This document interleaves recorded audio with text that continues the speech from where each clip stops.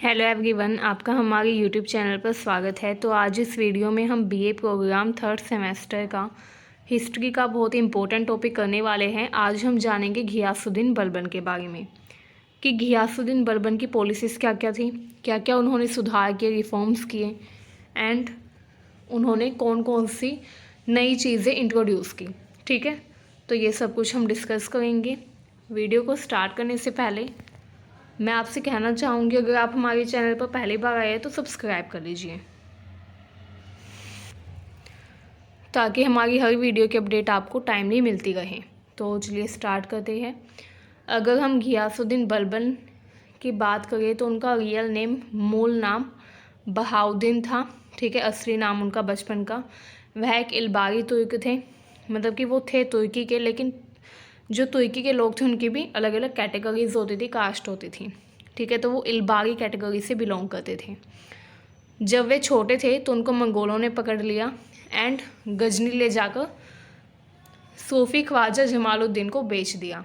ठीक है, उसके बाद जो सूफी ख्वाजा जमालुद्दीन थे उन्होंने क्या किया, घियासुद्दीन बलबन को वो दिल्ली ले गए एंड अपने सारे दासों को घियासुद्दीन बलबन समेत इल्तुतमिश को बेच दिया। इल्तुतमिश कौन था? इल्तुतमिश दिल्ली सल्तनत की स्लेव डायनेस्टी का एक राजा था।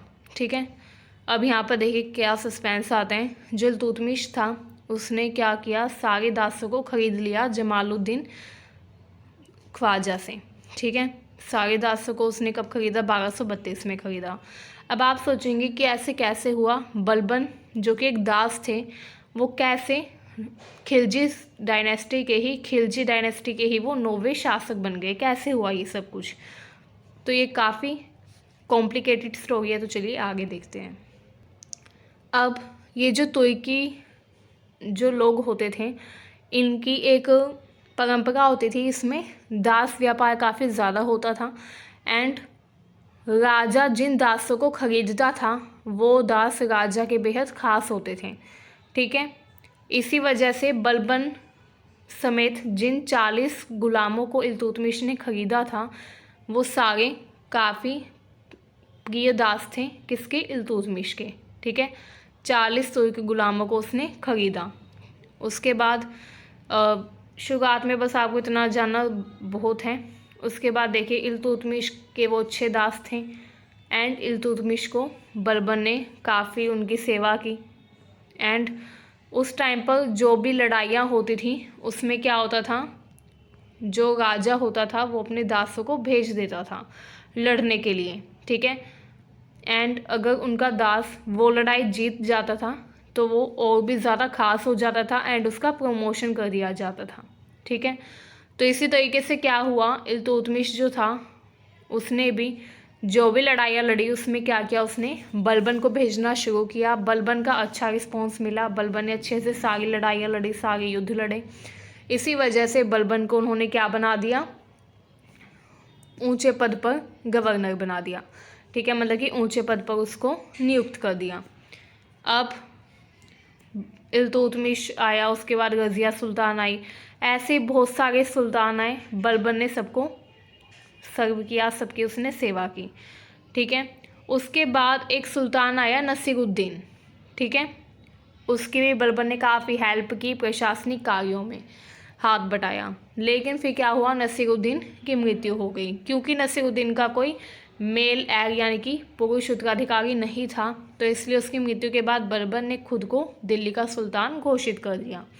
ठीक है, बलबन 1266 में 50 वर्ष की उसकी आयु थी। उस आयु में वो सुल्तान बना दिल्ली का। ठीक है, एंड घियासुद्दीन बलबन के नाम से घियासुद्दीन बलबन की उपाधि के साथ वो सिंहासन पर बैठा। ठीक है, उसके बाद देखिए अपने शासनकाल के दौरान बलबन ने कठोरता से शासन किया, बहुत कठोर था उसका शासन एंड उसने जो एक सिस्टम था चहलगामी का, चहलगामी एक सिस्टम था जिसमें 40 सबसे महत्वपूर्ण नोबल्स होते थे। ठीक है, ये सिस्टम जो था ये शुरू किया था जो पहले रूलर थे स्लेव डायनेस्टी के, कुतुबुद्दीन ऐबक। ठीक है, उन्होंने चहलगामी का जो सिस्टम था वो शुरू किया। इसमें क्या होता था, 40 बहुत ही इम्पोर्टेंट रूलर्स का ग्रुप बनाया एंड वो जो रूलर्स थे वो राजा के बेहद करीब होते थे, किंग के बेहद करीब होते थे, ठीक है। सारी इन्फॉर्मेशन उनको देते थे टाइमली। बट जब बलबन आया तो बलबन ने सबसे पहले चहलगानी का सिस्टम हटाया, चहलगानी को उसने तोड़ दिया, ठीक है। अब बलबन उमैयद बागिद की शैली में कुशल जासूसी प्रणाली स्थापित करके यह सुनिश्चित करना चाहता था कि हर कोई राजा के प्रति वफादार है। अब बलबन जो था वो बहुत ही ज़्यादा इंटेलिजेंट था, काफ़ी उसके अंदर माइंड था। उसने दूसरा काम क्या किया अपने रूलिंग पीरियड के दौरान, दूसरा काम उसने ये किया कि उसने जासूसी सिस्टम शुरू किया। मतलब कि उसके शासनकाल के दौरान जितने भी विभाग थे, जितने भी प्रशासनिक कार्यों वाले विभाग थे, उन सारे विभागों में उसने क्या किया, एक सिस्टम शुरू किया जासूसी प्रणाली का, ठीक है। जासूसी प्रणाली उसने स्टार्ट की। एंड ये सिस्टम उसने क्यों शुरू किया, इसलिए शुरू किया ताकि हर व्यक्ति राजा के प्रति, हर व्यक्ति ताज यानी कि क्राउन के प्रति लॉयल रहे, वफादार रहे, ठीक है। कोई भी राजा को नुकसान पहुंचाने की योजना या षड्यंत्र ना बनाए, ठीक है। उसके बाद इसमें और क्या क्या इम्पोर्टेंट है, उसने गुप्तचर व्यवस्था शुरू की जो कि बहुत ही मजबूत और सुव्यवस्थित गुप्तचर व्यवस्था थी, ठीक है। एंड बलबन ने अपने अधिकारियों की सूचना लेने के लिए जासूस नियुक्त किए, जासूस उसने नियुक्त किए जो उसको उसके सारे मंत्रियों की जासूसी करके बताते थे कि उसका कौन सा मंत्री उसके बारे में क्या सोच रहा है एंड उसका कौन सा मंत्री अब आगे क्या करने का प्लान कर रहा है, ठीक है। तो हर चीज़ उसको पता होती थी, किसको, बलबन को, क्योंकि उसने जासूसों को नियुक्त कर दिया था। काफ़ी इंपॉर्टेंट है ये भी पॉइंट, ठीक है। इसके अलावा उसने प्रत्येक विभाग में गुप्त संवाददाता तथा समाचार लेखक नियुक्त किए ताकि उसको हर डिपार्टमेंट का, हर विभाग का सारा लेखा जोखा मिलता रहे कि कौन से विभाग में क्या चल रहा है, ठीक है। एंड जो जासूस होते थे वो स्वतंत्र प्राधिकारी होते थे जो राजा के हित में सारे काम करते थे। वो जवाबदेह थे सुल्तान के प्रति, ठीक है। जो सुल्तान बोलता था वही वो मानते थे एंड सुल्तान को सारी जानकारियाँ देते थे। इसके अलावा देखिए बलबन जो था वो बहुत ही ज़्यादा कठोर दंड देता था। कोई भी व्यक्ति अगर कोई गलत काम करता था तो बलबन की जो सज़ा थी वो बहुत ज़्यादा थी। उसने लोह वाली नीति भी अपनाई थी, आयरन एंड ब्लड पॉलिसी, आपने सुना भी होगा, ठीक है। रक्त तथा लोह प्रणाली, इसमें क्या होता था, इसमें ये होता था कोई भी व्यक्ति अगर कोई गलत काम करता था तो वो उसको बहुत कड़ी सज़ा देता था, ठीक है। बलबन के जितने भी एक तरीके से बोल सकते हैं शत्रु थे, जितने भी उसके आप बोल सकते हैं दुश्मन थे, वो अपने दुश्मनों को बिल्कुल बख्शता नहीं था, ठीक है। एंड उनको कड़ी से कड़ी सज़ा देता था, ठीक है। यही थी उसकी आयरन एंड ब्लड पॉलिसी, रक्त व लोह नीति, ठीक है। तो ये भी काफ़ी इम्पोर्टेंट है इसके बारे में। एंड यहाँ पर देखिए आप, उनके न्याय के बारे में ईश्वरी प्रसाद ने टिप्पणी किया है कि सुल्तान के कठोर न्याय का इतना खौफ था कि कोई भी उसके नौकरों व दासों के साथ दुर्व्यवहार करने की हिम्मत नहीं करता था। अब बलबन के जितने भी दास थे, जितने भी बलबन के गुलाम थे, वह बिल्कुल भी ये बर्दाश्त नहीं करता था कि कोई उसके गुलामों को गलत तरीके से ट्रीट करे। अब ये वही बात हो गई क्योंकि जो बलबन था वो एक समय पर खुद भी गुलाम रह चुका था एंड उसने देखा था कि कैसे लोग उसको ट्रीट करते थे, तो वो अपने गुलामों का दर्द समझता था एंड वो अपने गुलामों की रक्षा करता था। अगर कोई व्यक्ति उसके गुलामों को गंदे तरीके से ट्रीट करता था तो उसको सज़ा देता था, ठीक है।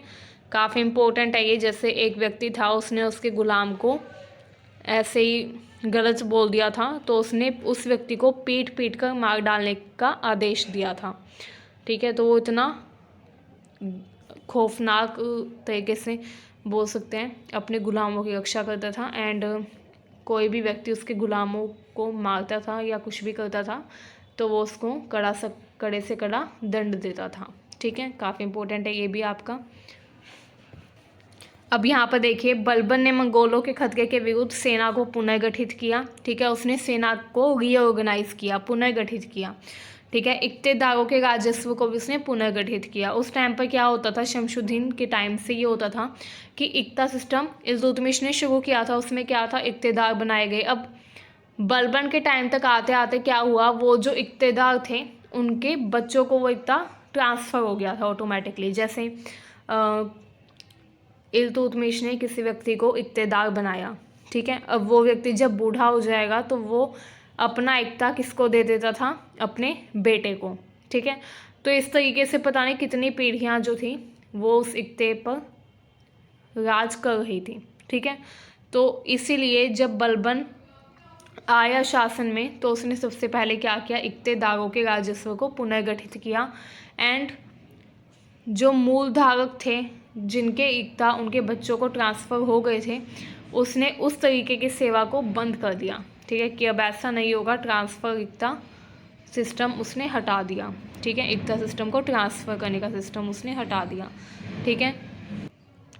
अब जो बलबन था वो इतना ज़्यादा एक तरीके से बोल सकते हैं हार्शली रूल करता था, इतना ज़्यादा वो कठोर था कि उसका जो भाई था शेर खान वो भी उससे डरने लग गया, ठीक है। एंड इसी वजह से वो कभी भी दिल्ली नहीं आया बलबन के पास, ठीक है।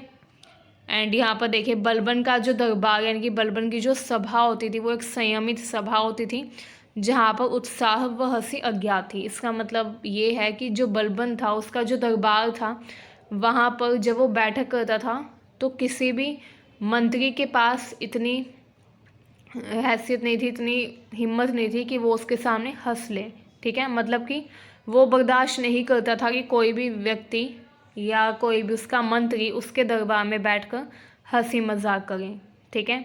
तो जब उसकी सभा होती थी तो हंसी तथा उत्साह अज्ञात होता था, मतलब कि किसी के चेहरे पर भी हंसी नहीं दिखती थी, एकदम सीरियस माहौल होता था, ठीक है।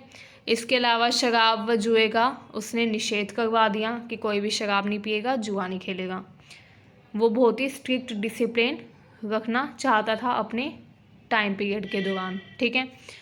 एंड राजा के सामने साष्टांग प्रणाम करने व उनके पैरों को छूने जैसे जो कठोर अदालती अनुशासन थे उसकी शुरुआत भी उसी ने की कि राजा के सामने साष्टांग प्रणाम करना। ये भी किसने शुरू किया था, ये भी शुरू किया था बलबन ने, ठीक है। एंड घियासुद्दीन बलबन जो है वो शिकार अभियानों पर भी जाता था अपने। एंड सैन्य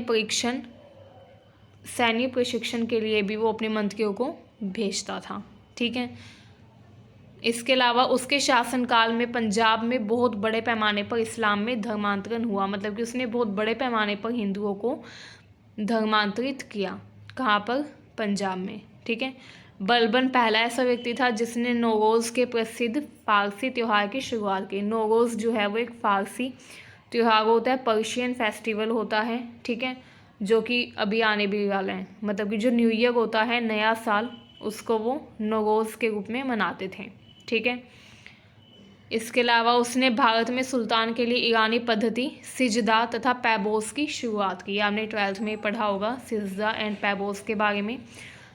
ये एक तरीके का ग्रेटिट्यूड होता था जो कि मंत्रियों को कहा जाता था कि वो राजा के सामने साष्टांग प्रणाम करे, राजा के पैरों में गिर जाए, ठीक है, इस तरीके का।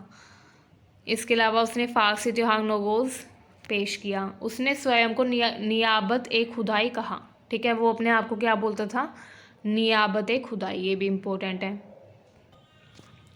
अब यहाँ पर देखिए उसके बाद क्या होता है, जो बलबन था उसके 2 बेटे होते हैं, ठीक है।